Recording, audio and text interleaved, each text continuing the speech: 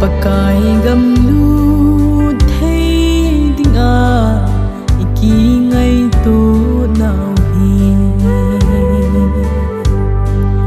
mi ho pa banga gen thei a ki bon tho lal in a ho da le gamlata Abraham le a anga tong Lazarus amu bang chu ihi kha le ton so da ki si ihi tha diu pakai sin va na konin bihem cha te a hin ve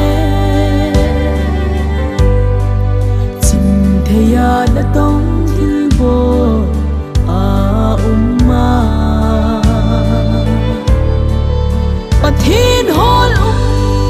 nam tin a hin ve in thật duy thei le ama bel a hin khumang i hina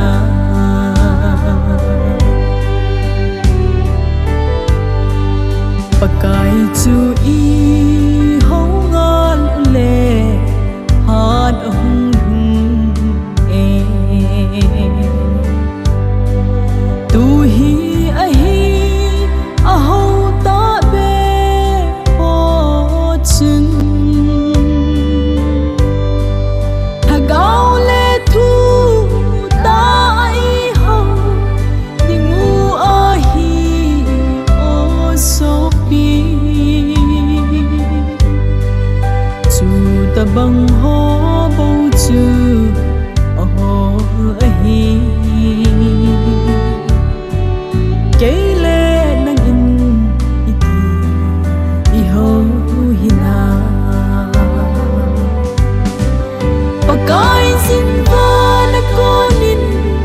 bihem cha te a hin ve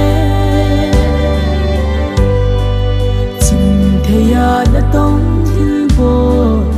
a umma pathin hol nam tin a hin ve in thật duy thei le ama bel a hin khumang i hina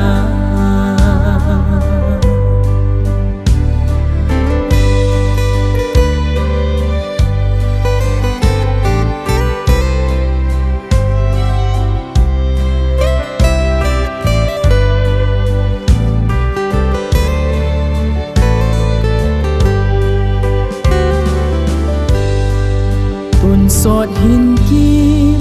lâu in ai the là ding un o so pi pakai chu dangin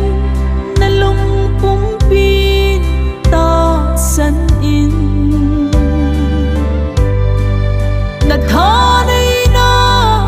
pum pi le na pathen chu